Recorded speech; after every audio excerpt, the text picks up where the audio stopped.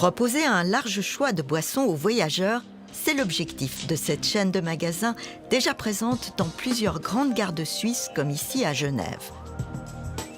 Et l'alcool sans alcool a sa place parmi toutes ces bouteilles et canettes. Voilà notre assortiment de bières sans alcool et aussi des spiritueux sans alcool. On peut voir, il y a du rhum, du vin, des mousseux, doux et secs, et ensuite nos bières. Ensuite, l'avantage que nous avons ici, c'est que nous avons environ une trentaine de styles différents de bières. Alors, il y a quelques années arrière, les bières sans alcool, c'était un petit peu des bières de base, pas trop savoureuses. Et aujourd'hui, on peut proposer au moins différents styles. Modérer leur consommation d'alcool tout en gardant le plaisir du palais. C'est aussi la demande des clients de ce commerce spécialisé à Genève. À noter que bières avec et sans alcool sont dans la même gamme de prix. Céline, vous avez beaucoup de bières sans alcool ici? Oui, on en a quelques-unes quand même, environ en permanence 60, 70. Voilà, on essaye, dès que je découvre une nouvelle bière, j'essaye de la référencer. Au tout début, je pense que si on avait 2-3 bières sans alcool, c'est bien le maximum. Et puis l'offre s'est développée. La grande majorité, ça a toujours été des blondes, puis des IPM. Et maintenant, aujourd'hui, on en a pour tous les goûts. On trouve aussi bien des sour, des gossés, des stouts, enfin voilà. Et de nouvelles bières apparaissent en permanence. Qu'il s'agisse de nouveautés ou pas, à la base d'une bière, il y a toujours de l'eau, du malt de céréales, du houblon et de la levure. Et pour obtenir une bière sans alcool, il y a plusieurs procédés. On peut produire une bière normale et ensuite enlever l'alcool par distillation sous vide et à basse température. Ou alors, enlever l'alcool par technique membranaire, c'est-à-dire en faisant passer la bière à travers des filtres très fins qui séparent l'alcool du reste. Ces deux procédés hautement technologiques sont accessibles essentiellement aux grandes brasseries industrielles.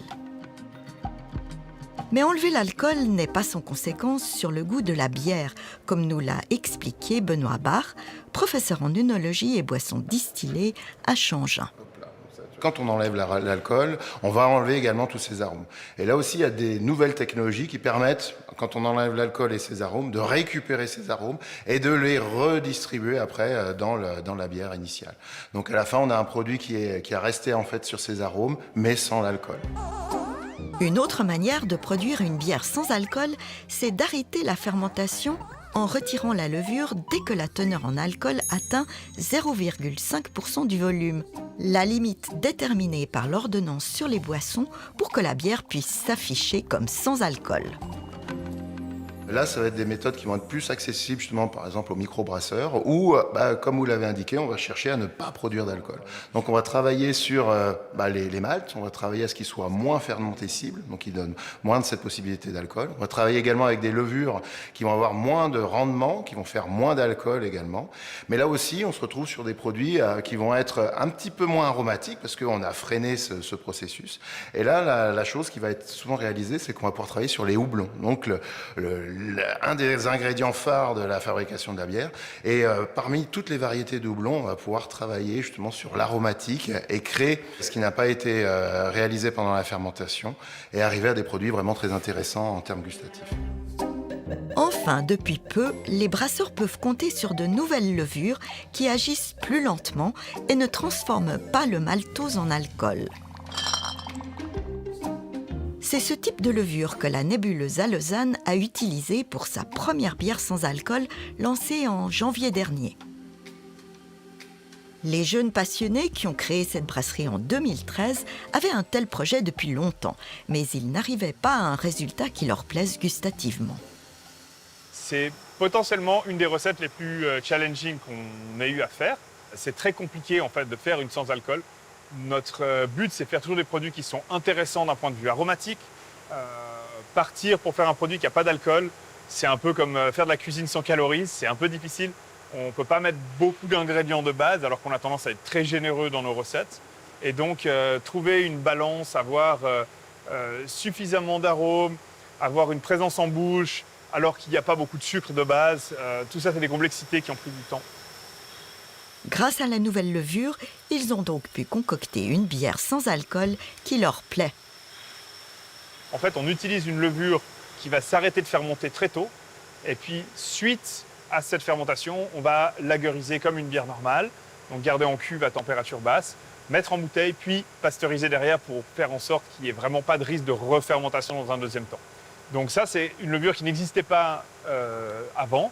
Et puis, elle nous a ouvert des possibilités d'un point de vue travail qu'on n'avait simplement pas. Comme pour leurs autres bières, ils ont particulièrement travaillé avec les houblons pour affiner les arômes. Mais cette sans alcool est-elle plus chère ou moins chère à produire qu'une bière normale? C'est difficile encore pour moi de répondre. En termes d'ingrédients, la levure nous est très chère. Ce n'est pas une levure qui est bon marché du tout.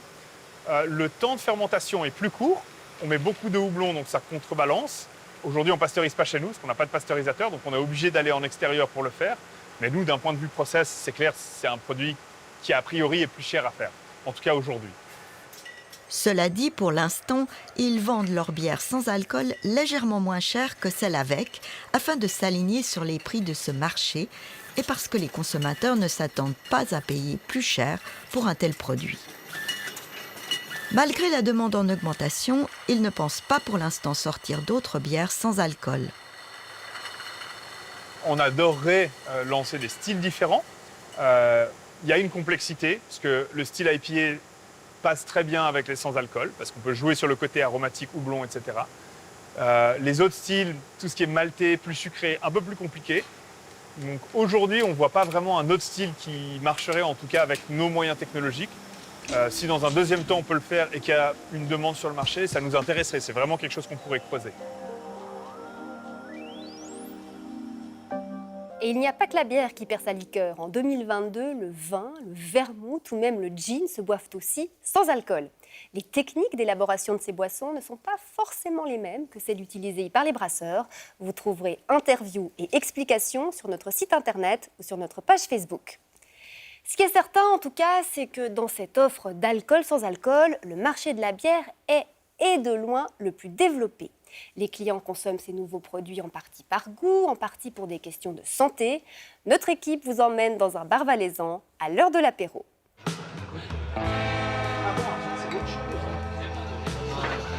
Dans ce bar à Sion, on peut trinquer sans alcool et sans frustration. Oh, dis donc! Oh, dis donc! Pas parce qu'on ne boit pas d'alcool que, hein?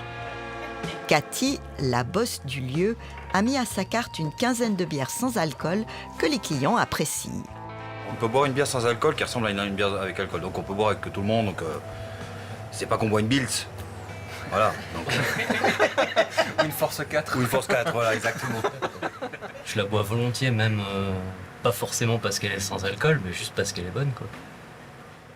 Bah, celle-ci, par exemple, je la trouve un peu légère. Je préfère celle-là. Dans une bière sans alcool, tu vas peut-être plus prendre une stout, une Guinness sans alcool. Après, ça dépend au départ déjà ce qu'on aime boire. J'ai commencé quand j'étais enceinte. Cathy, elle a été super. Elle m'a proposé tout de suite des solutions pour que justement j'ai pas cette frustration de venir puis de prendre toujours un thé froid ou des sans-alcool basiques. Et puis là, c'est bon, ça vous plaît? C'est très bon, moi j'aime beaucoup. C'est très fruité, j'ai pas l'impression de boire une sans-alcool, je me fais vraiment plaisir. Même après la fin de l'allaitement, je pense que je prends volontiers encore des bières comme ceci. Ça m'arrive de boire de la bière sans alcool. Maintenant, effectivement, elle est meilleure qu'avant, parce qu'avant, c'était vraiment... ça n'avait aucun intérêt, autant boire du coca. Ça avait plus de goût, quoi. Santé! Arrêter complètement l'alcool, c'est le choix qu'a fait Lucas Santos il y a plus d'une année quand il a réalisé que sa consommation était excessive. Au début, je parlais pas d'alcoolisme. Avec le recul, je m'en rends quand même passablement compte. Tous les vendredis, tous les samedis soirs, tout le temps ivre, mais pas de plaisir du coup. Ça devenait problématique. Et prise de conscience du jour au lendemain, je me suis dit, bah tiens, je vais réduire. J'ai commencé par arrêter l'alcool fort. Et puis maintenant que je suis passé de l'autre côté, je me suis rendu compte qu'il y a un passablement gros oubli des personnes qui ne boivent pas d'alcool durablement, hein, pour toute leur vie ou pour une période transitoire, les femmes enceintes ou les gens qui boivent pas le temps d'une soirée simplement parce qu'ils doivent conduire. Donc c'est important de conserver quand même cet aspect de plaisir. Lucas commence alors à étudier le marché et constate que le choix d'alternatives à l'alcool est bien plus large à l'étranger qu'en Suisse. Il y voit l'occasion de lancer son entreprise et crée en juillet 2021 Ivre de plaisir, un site internet qui propose des boissons qu'on a plaisir à boire sans risquer l'ivresse. Le but, justement, c'est pas de se dire on ne boive plus d'alcool. Hein. C'est pas du tout le combat que je mène. C'est vraiment de pouvoir en fait être dans une soirée et puis tu bois quoi? Moi, je prends un Coca et toi, tu prends quoi? Je prends un verre de vin. Puis que ça s'arrête là, qu'il n'y ait pas de discussion supplémentaire et qu'il n'y ait pas de stigmatisation derrière. En fait, c'est là où j'aimerais arriver dans le futur. On le retrouve dans son dépôt où il prépare les commandes. Dès le début, il a vu affluer plus de clients qu'il ne s'y attendait. Vous avez combien de produits? Entre 50 et 60. Au début du lancement de la plateforme, j'étais à une quarantaine de produits, et puis là, 60 gentiment. Donc il y a des nouveautés un petit peu tous les 1 ou 2 mois. C'est ça le but, c'est de sélectionner vraiment les produits avant de les mettre sur la plateforme. Mais c'est majoritairement des bières, et puis c'est ce qui se fait le mieux aujourd'hui en sans-alcool, surtout. Lucas souligne que les messages reçus sur son site lui ont permis de se sentir moins seul dans sa démarche personnelle. Boire de l'alcool peut conduire certains dans l'enfer de la dépendance. Nous sommes allés au centre d'addictologie du CHUV pour voir si la bière sans alcool peut être une solution. Souvent, avant qu'ils arrivent à réduire leur consommation ou à la stopper, eh bien, ils cherchent des solutions. Et ils viennent souvent avec l'idée de la bière sans alcool. Et ça donne des choses qui sont intéressantes, parce que pour certains, c'est une vraie solution. C'est-à-dire que durablement, ils arrivent à consommer de la bière sans alcool et ne plus consommer d'alcool, et c'est une solution qui les satisfait. Pour d'autres, ça marche moins bien, dans le sens où la bière sans alcool, ça ressemble à de la bière avec alcool. Et puis, l'addiction, c'est un réflexe conditionné. C'est un peu Pavlov, c'est-à-dire je vois une bière, j'ai envie de la boire. Ça les amène à reconsommer. Du coup, pour eux, ça n'a pas été la bonne solution. Il faut en plus rappeler que même si elle s'annonce sans alcool, une bière peut en contenir jusqu'à 0,5%, ce qui n'est pas sans conséquence. L'alcool, c'est une petite molécule qui est absorbée très rapidement. C'est d'ailleurs pour ça, on le sent très bien. Quand on boit un verre de vin, l'effet de l'alcool, on le sent très très rapidement. Petite molécule qui pénètre dans le sang, du tube digestif essentiellement, du début du tube digestif juste après l'estomac. Mais aussi, on sait que l'alcool est absorbé à travers la muqueuse buccale, donc déjà dans la bouche. Il l'est aussi sur la peau. Donc oui. En fait, même des petites doses sont absorbées assez vite. Alors, est-ce que ça veut dire qu'à ce moment-là, on a un certain taux d'alcoolémie? On a un certain taux d'alcoolémie, donc il y a une augmentation de l'alcoolémie, mais si vous voulez, cette absorption, elle se déroule en parallèle avec un phénomène d'élimination. Et puis, l'élimination de l'alcool, c'est quelque chose qui se fait à travers le foie et puis qui se met en route assez rapidement aussi. Résultat, il faudrait boire 10 bières sans alcool pour atteindre le taux d'alcool dans le sang qu'on a après une bière normale. Quant à savoir si la bière sans alcool risque d'être un tremplin pour les jeunes vers une consommation plus importante d'alcool, le professeur Deppen estime qu'on peut le craindre, au même titre que l'on sait maintenant que ceux qui s'initient à la cigarette électronique deviennent plus souvent fumeurs. Mais pour la bière, aucune étude ne l'a encore démontré scientifiquement. La bière sans alcool, question de santé, question de société aussi. On va en parler avec notre invité, le secrétaire général du groupement roman d'études des addictions. Bonsoir Jean-Félix Savary. Bonsoir. Merci d'avoir accepté notre invitation. Alors, succès de la bière sans alcool, Dry January, donc cette pratique qui consiste à ne pas boire d'alcool pendant tout le mois de janvier. Dans quelle mesure est-ce que le rapport à l'alcool est en train de changer dans notre société ? Alors, le rapport à l'alcool évolue. Il évolue pas très vite, mais il évolue un peu. Ce qu'on constate sur un temps long, depuis un siècle. En gros, c'est une diminution progressive de la consommation d'alcool. On boit presque 2 fois moins aujourd'hui qu'à la fin du siècle dernier, enfin du 19e siècle. Et puis, effectivement, ce qu'on peut constater, notamment ces dernières années, c'est une préoccupation plus grande sur les questions de santé. Et puis, peut-être on a dénormalisé un peu le fait de boire systématiquement tout le temps et partout à chaque repas. Et puis avec nous, on se réjouit de ça. Donc d'une certaine manière, en fait, la consommation d'alcool est en train de retrouver son caractère exceptionnel ? Alors, je dirais pas forcément exceptionnel. L'alcool, il faut se souvenir et puis il faut aussi l'accepter. C'est notre drogue, en fait. En Europe, on a cette drogue-là depuis apparemment plus de 6000 ans. Donc, il y a aussi des côtés sociaux, il y a des côtés très positifs. Je crois qu'on ne doit pas s'en cacher. C'est aussi peut-être la fin d'une époque où on radicalisait ou pour le bon ou pour le mauvais l'alcool.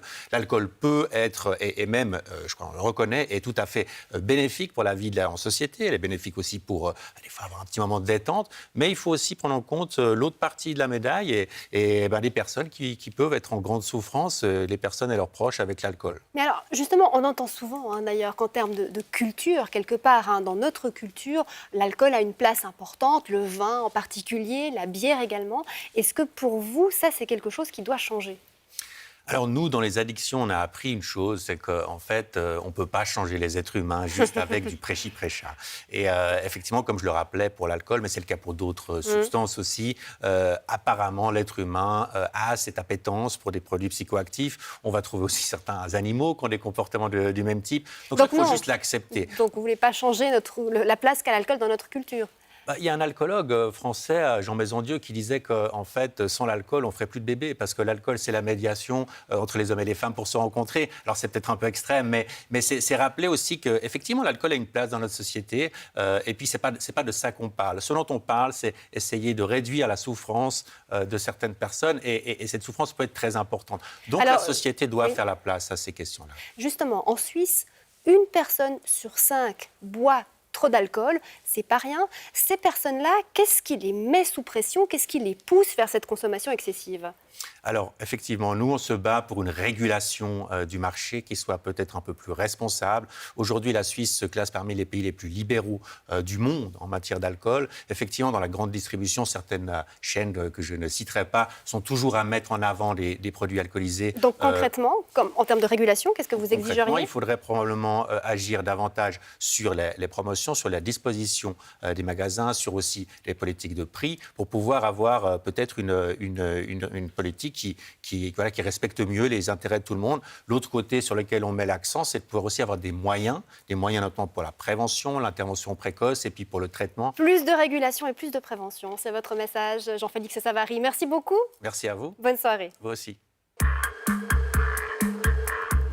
Et on revient aux boissons qui ne font pas tourner la tête maintenant avec une dégustation de 2 types de bières, des lagers d'origine bavaroise omniprésentes sur le marché comme celle-ci, et puis des IPA pour India Pale Ale, des bières d'origine britannique très houblonnées comme celle-là.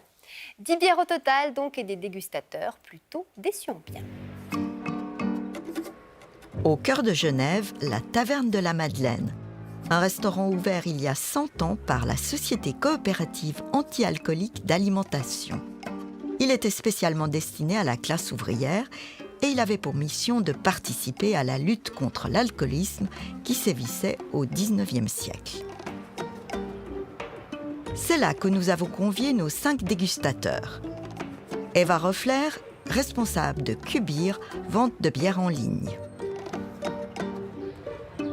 Jan Amstein, un des gros importateurs de bière en Suisse. Camille Spuller, sommelière spécialisée en bière qui organise des dégustations. Cathy Rieder, qu'on a vu dans son bar à Sion, où les bières sans alcool sont en bonne place sur la carte. Et Laurent Mousson, qui se présente comme agitateur brassicole et qui a été vice-président de l'Union européenne des consommateurs de bière. Pour ses palais exercés, comment doit être une bonne bière sans alcool ? Alors, une bonne bière sans alcool, c'est certainement une bière qui doit être... qui doit quand même avoir du goût, un peu de saturation, qui doit nous donner du plaisir, où on n'a pas spécialement forcément de frustration en buvant. Déjà, on ne devrait pas sentir que c'est pas de la bière. Ça ne devrait pas avoir un profil différent parce qu'il n'y a pas d'alcool. Et puis, quelque chose de goûtu, quelque chose qui est en fait agréable à boire. Elle devrait avoir des côtes de bière, peut-être aussi un côté fermentaire. Elle devrait avoir un certain éclat, une certaine pureté, ce que je cherche finalement aussi dans une bière classique. Pour emprunter un mot à mes amis québécois, ça doit être peintable. C'est-à-dire que le demi-litre doit pouvoir passer sans être écœuré.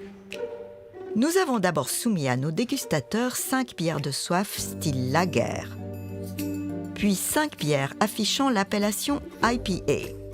Toutes ces bières sans alcool ont été achetées en grande surface, sur Internet et dans des magasins spécialisés. Elles ont été servies à la température de 9 degrés dans des verres uniformes remplis de manière à laisser assez de place pour que le bouquet puisse bien se développer. Nos experts ont jugé 4 critères: l'aspect visuel, la texture, les arômes au nez et bien sûr le goût qui pèsera le plus lourd dans la note finale. On passe au résultat et on commence avec le groupe de bières style lager. La moins bien classée, c'est la Warsteiner Das Einzigwahre avec une note de 4 sur 10. À noter que c'est la plus chère des lagers. Cette bière, je l'ai trouvée tout à fait commune. Voilà, on la boit, elle n'a pas de défaut, mais elle ne laisse pas de souhait d'y revenir. Ce que j'ai trouvé un peu dommage, c'est qu'elle soit écœurante. En fait, il y avait trop de sucre de malt en suspension. Vous buvez 1 ou 2 golets, ça reste très écœurant au fond de la gorge. Et c'est ce qui m'a déplu. Je trouvais qu'elle sentait les légumes, ce qu'on a peu l'habitude de retrouver dans une bière, ce qu'on n'a pas envie de retrouver dans une bière, donc je ne l'ai pas très bien noté. La Feldschössen Lager sans alcool obtient juste la moyenne, 5,1 sur 10. Souvent le problème, quand on enlève l'alcool, on a un exhausteur de goût, un vecteur qui part. Donc il faut pouvoir le compenser d'une manière ou d'une autre. Et là, on a quelque chose qui est un peu mince, un peu court en bouche, qui manque de relief. C'est tout à fait buvable, mais ça ne va pas maintenir l'intérêt très longtemps. Il y a eu quand même cette petite acidité un peu style Granny Smith que j'ai trouvé désagréable en fait. Mais ça, c'est vraiment une question de goût et de couleur.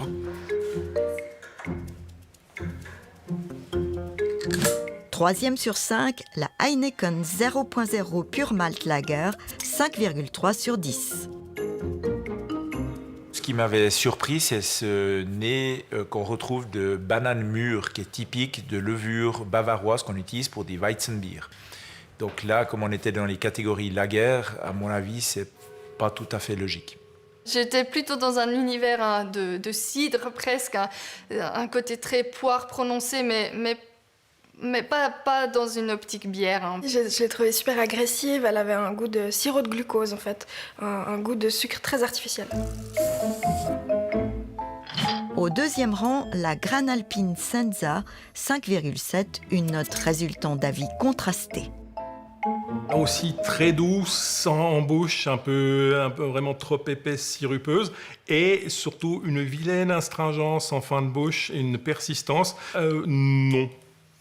Non, je ne reprendrai pas, merci. Je trouvais qu'elle avait déjà une très jolie robe, et je trouve que c'est toujours assez agréable d'avoir des bières qui sont jolies à voir. C'est pour ça que je préfère les boire en verre que directement à la bouteille. Et puis elle avait quand même un profil aromatique un petit peu plus intéressant. Il y avait un petit peu plus d'herbacées et sapin que j'ai trouvé très agréable au nez. La Karlskrone sans alcool, qui est la moins chère du panel, obtient la meilleure note des lagers, 6,1. Mais elle n'a pas fait l'unanimité. On arrive difficilement à la fin du verre. Une fois que c'est un peu dégazé, un peu réchauffé, ça devient vite lourd, écœurant. Je pense que ça peut plaire à certains gens qui aiment un peu l'amertume, la tension dans la bière. Franchement, on n'a presque pas l'impression de boire une bière sans alcool. On a vraiment l'impression de boire une bonne pils bien fraîche avec une belle saturation.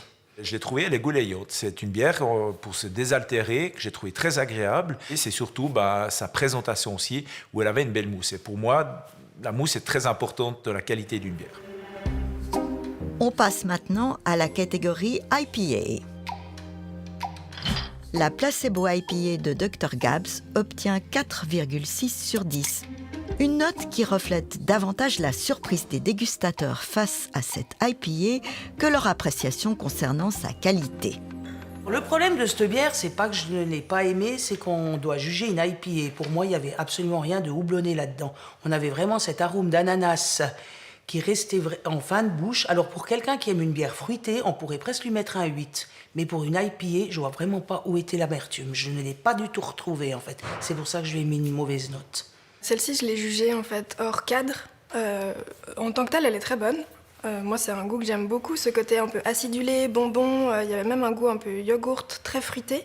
Mais du coup, pour une IPA, ça fonctionne pas. Mais elle était très bonne quand même. Pour moi, elle a un petit souci parce qu'avoir un nez de yogourt ananas, c'est l'impression qu'elle m'a fait ressortir. Elle ne correspond pas du tout à sa catégorie, voire même, je soupçonne qu'il y a un problème de fermentation, voire de brassage. La Schützengarten India Pale Alcoholfrei, 5,6 sur 10. Le nez, ça commençait bien aussi, assez typé West Coast, hein, sur un houblon, sur les agrumes, c'est agrumes comme ça. Mais ça s'en allait très vite en fait. Finalement, après très peu de temps, ça devenait très quelconque. Au troisième rang, la Régolée IPA Liberis 2+3. Là, les avis divergent et ça donne une note finale de 6 sur 10. Elle avait une jolie présentation, mais malheureusement, au moment où on passe à la dégustation, je dirais en bouche, elle avait une acidité qui m'a dérangé, que je retrouvais en finale. Et puis, elle avait aussi comme si on aurait aromatisé. J'ai trouvé un poil trop sucré, mais quand même, et puis qui aurait pu avoir un tout petit peu plus d'amertume, mais qui était vraiment sur la bonne pente et puis qui était assez intéressante en fait. La Brewdog Punk AF IPA fait légèrement mieux, 6,2. On a ce houblon qui est très en avant, on a quelque chose de sec. Le brasseur ou la brasseuse a su jouer finement et ajouter des protéines, probablement du blé, pour avoir plus de corpulence, avoir plus de longueur en bouche. Et finalement, on a un truc assez plaisant, avec une amertume assez nette. C'est clair, au début, ça choque au milieu des autres. Mais globalement, je pense que pour moi, c'est le meilleur produit du panel aujourd'hui. Au nez, litchi, fruité, super. Et puis un petit peu d'azon, du coup, pas assez amer, pas assez de présence au goût. La diversion IPA sans alcool de la nébuleuse obtient la meilleure note de son groupe, 6,8 sur 10.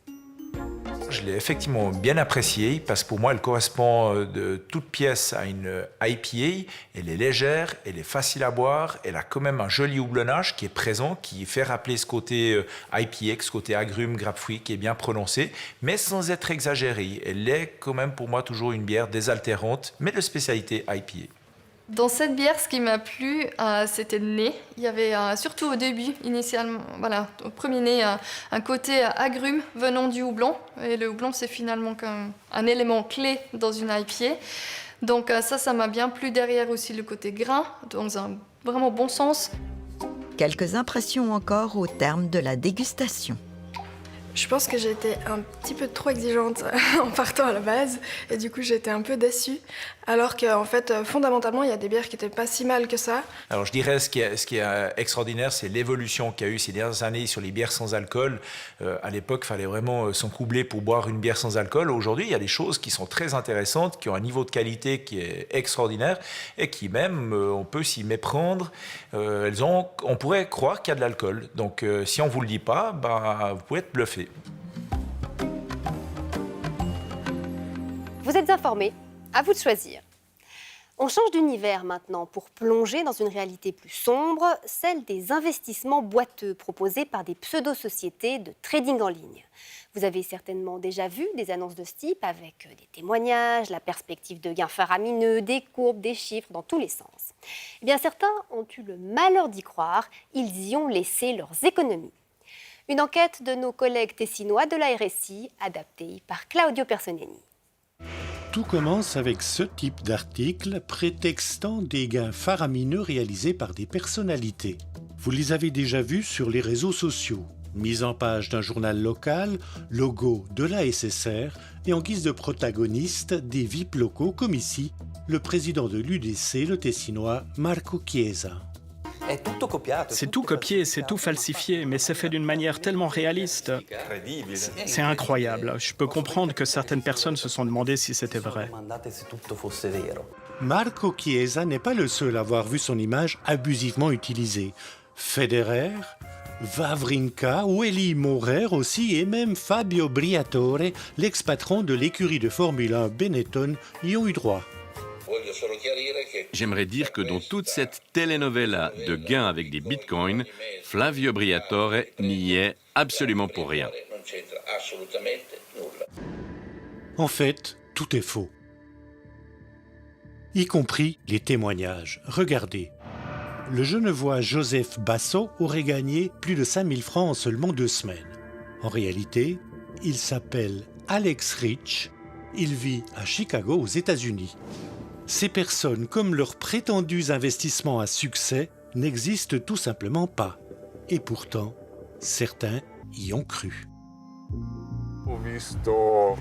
J'ai vu un de ces articles d'une personne célèbre qui avait investi dans du Bitcoin. Par curiosité, je me suis enregistré sur le site et dans les 5 minutes, j'ai été contacté. Un message sur WhatsApp et puis un téléphone. Cela va tellement vite que tu plonges tout de suite.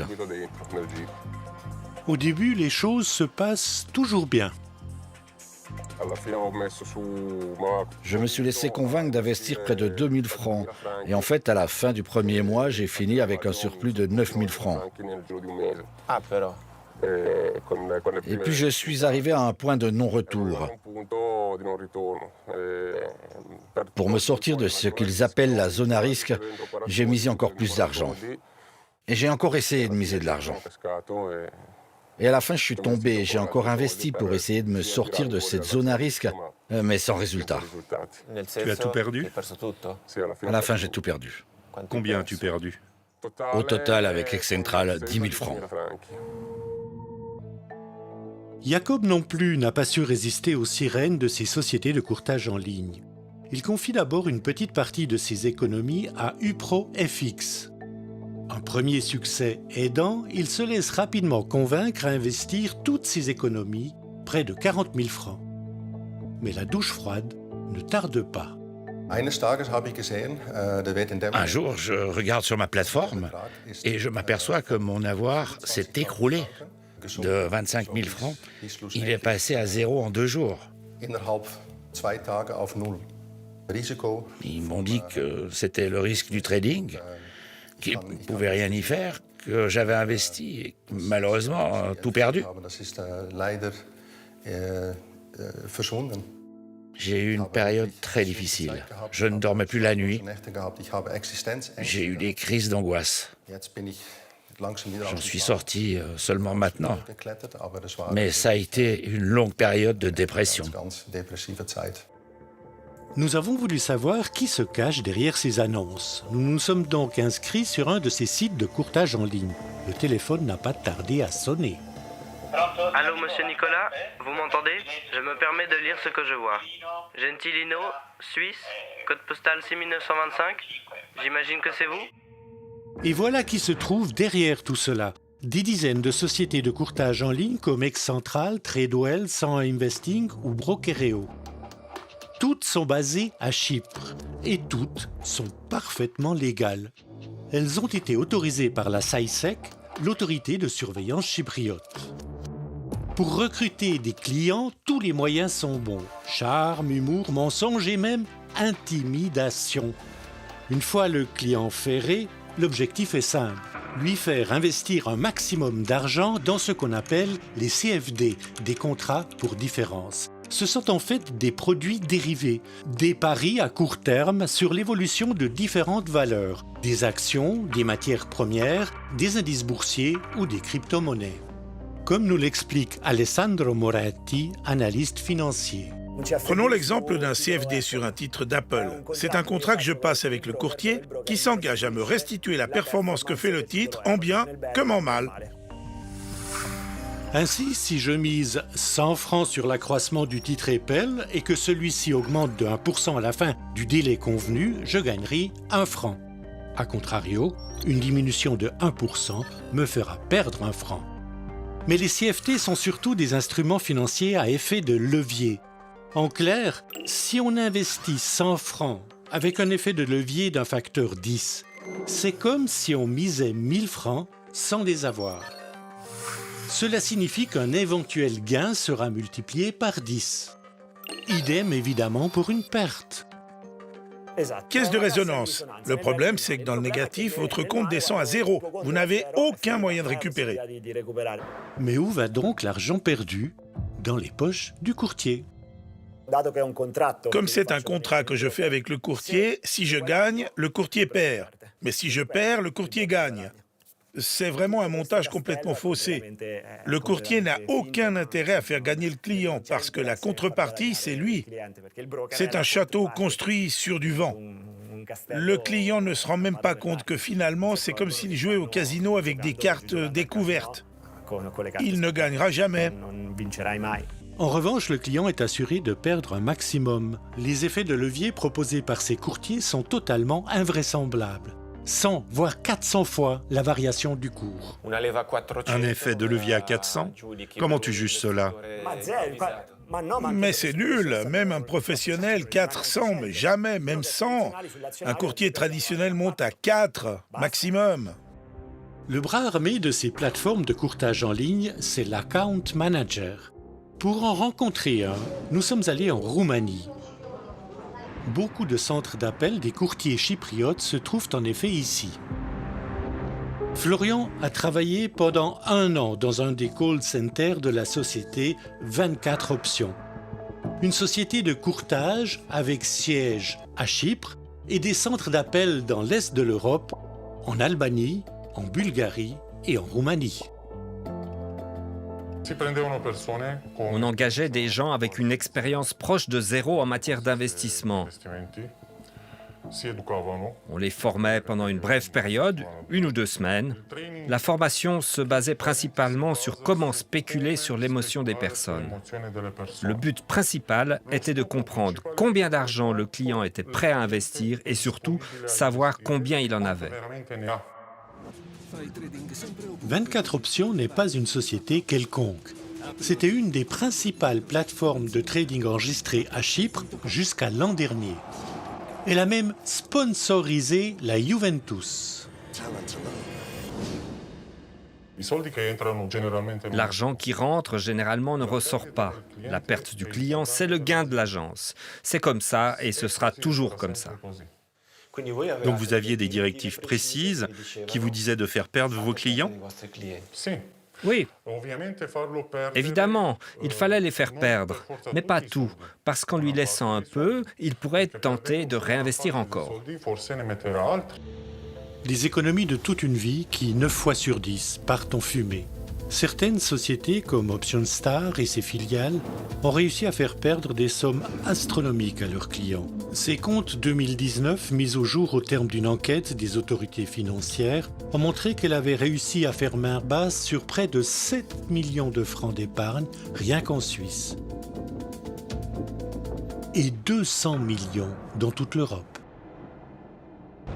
Son PDG, Gal Barak, a d'ailleurs été condamné à 4 ans de prison une fois le poteau rose découvert. C'est que la plateforme OptionStar était une plateforme truquée. La 24 Options, qui a aussi été interdite entre-temps, était-elle tout à fait légale. Dûment enregistrée à Chypre, la porte d'entrée du marché européen. Aujourd'hui, 242 sociétés d'investissement sont domiciliées sur l'île de Chypre. Un business colossal qui, rien qu'en 2019, a rapporté 1,153 milliard d'euros de bénéfices. Pour attirer de nouveaux clients, les sociétés de trading en ligne chypriotes sponsorisent aujourd'hui près de la moitié du football européen. Ce que tu m'as raconté aujourd'hui, ça continue ? Évidemment. Si à un certain moment, il n'y a plus d'argent qui rentre, on crée d'autres plateformes, on fait du rebranding, on change le nom, on change de face. Il y a aujourd'hui des plateformes de courtage qui sont exactement comme l'étaient 24 Options. Sous d'autres noms, sous d'autres images, avec une autre gestion, mais c'est la même chose. Un mot encore pour vous dire que nous avons contacté les plateformes mentionnées dans ce reportage. Aucune ne nous a répondu. Bonsoir Olivia Cutruzzola. Bonsoir. Vous êtes chef de la section prévention criminelle de la police cantonale vaudoise. Merci d'avoir fait le déplacement de Genève. Alors, ce type de produits, est-ce que vous les avez aussi repérés en Suisse romande? Oui, absolument. Ces escrocs sévissent dans toute la Suisse. Dans le canton de Vaud uniquement, ce sont 93 personnes en 2021 qui ont rapporté à la police avoir été victimes de ce type d'escroquerie pour un montant total, un préjudice de près de 8 millions de francs, sans compter tous les préjudices psychologiques et sociaux qui vont avec ce type de délit. Donc c'est substantiel. Est-ce que c'est vraiment de l'escroquerie pure et dure ou est-ce qu'on est simplement là face à des investissements terriblement risqués? Alors, c'est l'enquête qui devra déterminer le type d'affaires auxquelles on doit faire face, mais la plupart du temps, ce sont effectivement des escroqueries, à savoir que ces plateformes d'investissement auxquelles les victimes font confiance n'existent pas. Elles sont fausses, ce sont de prétendus services financiers et on vous propose effectivement d'investir une partie de vos économies dans le but de faire très rapidement des gains très importants. Et là, on parle véritablement d'escroquerie parce que tout est faux, tout est monté, il y a du prix de la victime. Alors, dans ce cas-là, si on est victime, qu'est-ce que vous conseillez aux gens ? Alors, déposer plainte à la police, c'est très important de rapporter ces affaires. D'abord, ça nous reconnaît en notre qualité de victime. Et puis ensuite, ça permet à la police d'avoir une bonne idée de la gravité du phénomène, de l'ampleur du phénomène. Et ça permet évidemment de mettre des moyens d'enquête en place dans le but, si possible, d'identifier les escrocs, les auteurs qui se cachent derrière ces escroqueries et peut-être aussi de récupérer les montants, même si nous n'avons pas la garantie d'aboutir. C'est très important pour une victime d'annoncer son cas à la police. C'est également important d'informer sa banque et peut-être que la banque peut encore intervenir dans le but de faire bloquer les fonds qui n'auraient pas encore été versés. Le plus simple, évidemment, c'est de ne pas se faire avoir. À quoi faut-il être vigilant pour éviter de se faire attraper comme les témoins qu'on a vus dans le reportage? De manière générale, sur Internet, il faut redoubler de prudence, ne pas céder à la pression. C'est vrai que ces escrocs vont vous faire croire qu'il faut vous décider très rapidement pour profiter de la bonne affaire. Et lorsque l'on vous promet le jackpot en un clic de souris, eh bien, il faut redoubler de prudence. Vous renseigner par rapport à l'existence réelle de ces plateformes auprès d'un acteur du monde financier local, dans votre banque par exemple.